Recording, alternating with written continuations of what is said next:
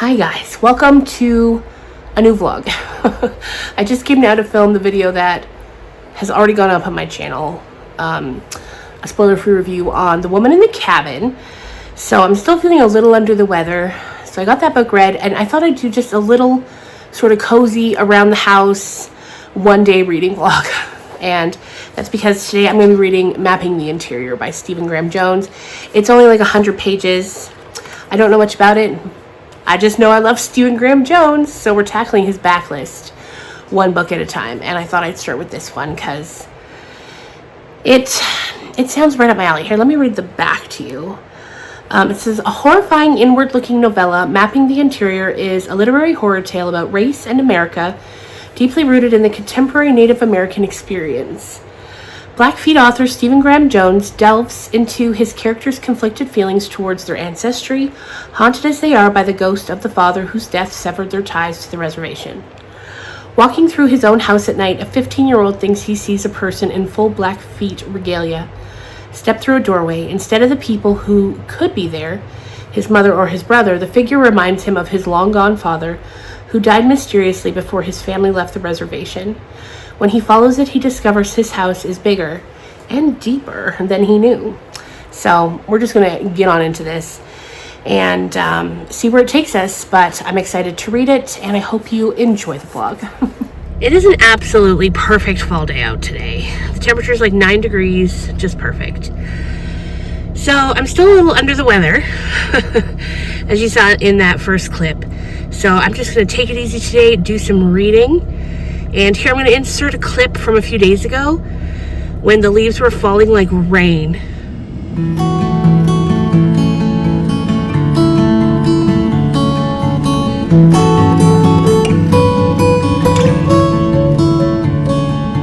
guys, I am 17 pages into Mapping the Interior and I'm already crying. Oh my goodness.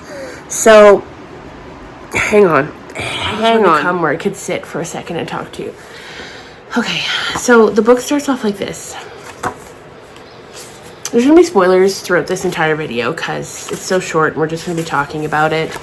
So if you've already read it, great. Or if you just want to talk about it or hear about it, this is the spot for you. So it starts off, it says, I was 12 the first time I saw my dead father cross from the kitchen doorway to the hall that led back into the utility room.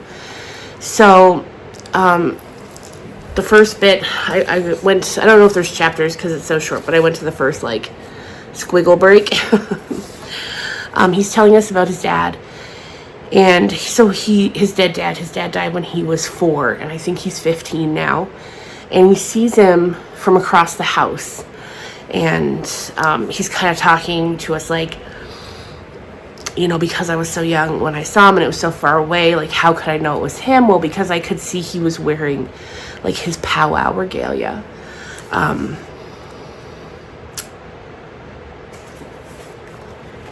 Even though he never danced when he was alive. And the bit I read ends like this. In death he had become what he never could in life. And now he was back. Or he had been for a few steps. My heart pounded in my chest with what I wanted to call fear, but what I know now is actually hope. And that's where I'm at. I don't know why or how it is that this guy just really, the way he words things just really gets to me. And I can't wait to keep reading. I am so cold. This morning I thought I was feeling better. No, I'm not so sure. But it's going to be a beautiful full moon out tonight. So I've been going to bed at like 7 p.m. for the past week. And I kind of want to just like stay up a bit late tonight and finish this book. So let's see how that goes. We'll see how it goes. Hi there guys. I'm now on page 35 of this. We're learning a bit more about like his mom and his brother. His brother's going through some sort of medical thing that they don't really understand yet. He's having seizures in the night, in the day, like there's no rhyme or reason to it. And his mom, you know, she's doing the best she can. She's working a lot and trying to raise these kids the best that she can. Meanwhile, our main character here, does he have a name? I don't think he has a name. He's desperate to see his dad again. We learn that his dad drowned, or was drowned, is kind of how it's worded. And so he keeps trying to keep himself up at night, hoping to catch a glimpse of him. Like, he's desperate. And, oh no, they call him Junior. And he says as he's felt the presence of his dad in the house, and he's waiting to see his dad. He's finding himself, like, with not as much patience for his mom. And he recognizes that. And then he says, like, my name is Junior after all. I am my father's son. So there's been no repeat appearance of his dad yet. And so we're just waiting. And the way this man writes, there'll be a one-liner thrown in there, and I'm just like, oh, it gets me. It just gets me. Anyway, I was going to try to dye my hair tonight. I thought that'd be something fun to do in the vlog, but you know what? That's not gonna happen. So we're just gonna keep on reading. Right, so I've taken a little break from reading to watch a couple booktube videos. This one is from the Book Leo. I love her vlogs. They're so cozy and they're just perfect. So if you haven't checked her out, definitely do. Look who it is. It's Bernard, snuggled amongst his flowers. So since I'm kind of just wandering around and showing you things, I recently moved this sort of tree into the kitchen. I had it in the corner in the living room, but it was by the gallery wall and there's too much going on.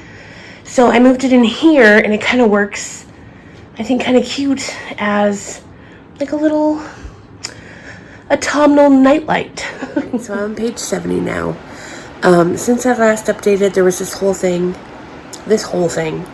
about Junior trying to find his dad.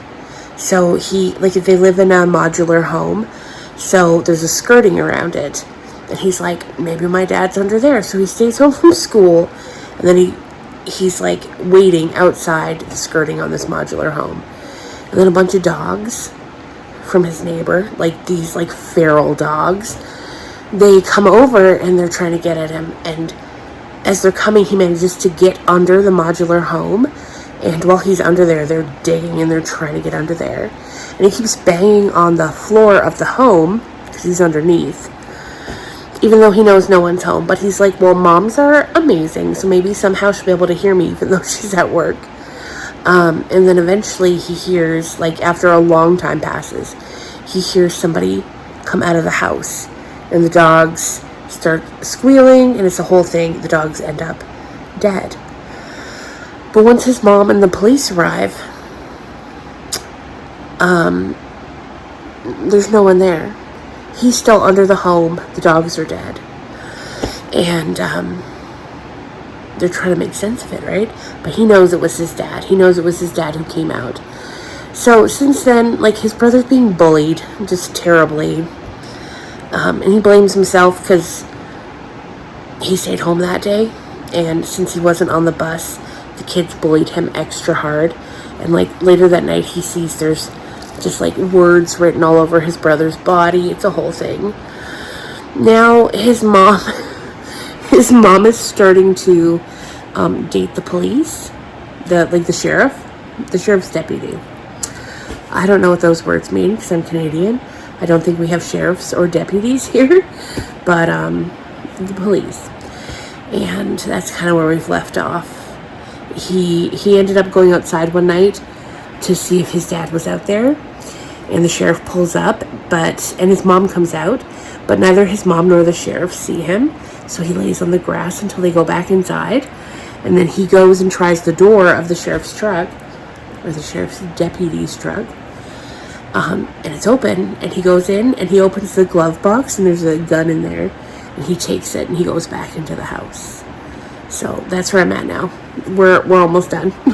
So once I'm done with mapping the interior, soon after that, I got to start rereading The Shining, because we're recording an episode of our podcast on, I was going to say New Year's Eve, not New Year's Eve, Halloween, where we talk about The Shining. And we're going to dress up, and I think I'm going to dress up just as a final girl, like any final girl. At first I was thinking of dressing up as Wendy Torrance from The Shining, but I don't have a way to get any of like her iconic outfits from the movie, even though the book and movie are very different. I don't have any way to get, like, if you've seen the movie, that brown corduroy jumper skirt. I don't even know where I'd find that. I wish I made my own clothes. Anyway, so I'm going to do like just a general final girl costume. Girl, of course, being like that one girl that makes it to the end of the horror movie or the horror story. So I'm going to have like rips in my shirt, mascara running, blood everywhere, maybe holding a knife. I'll share photos for sure. So listen, I just finished this. I think the last time I checked in, I was like 70 pages in.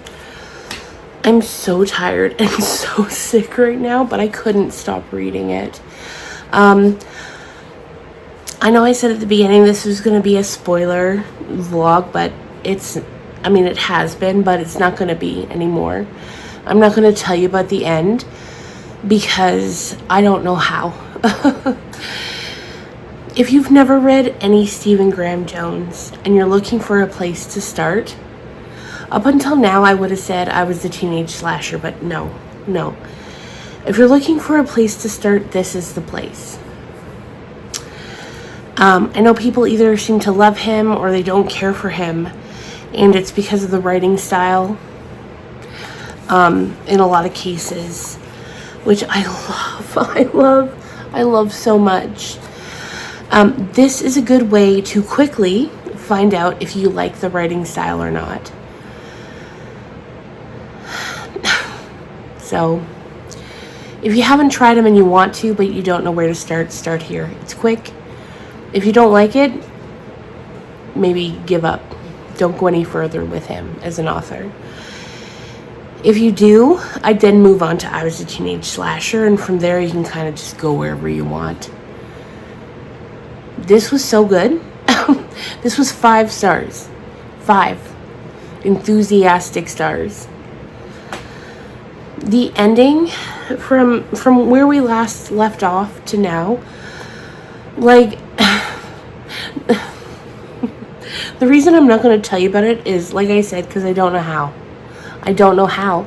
There's no way I could tell you about it that would properly articulate to you what happens. There's no way.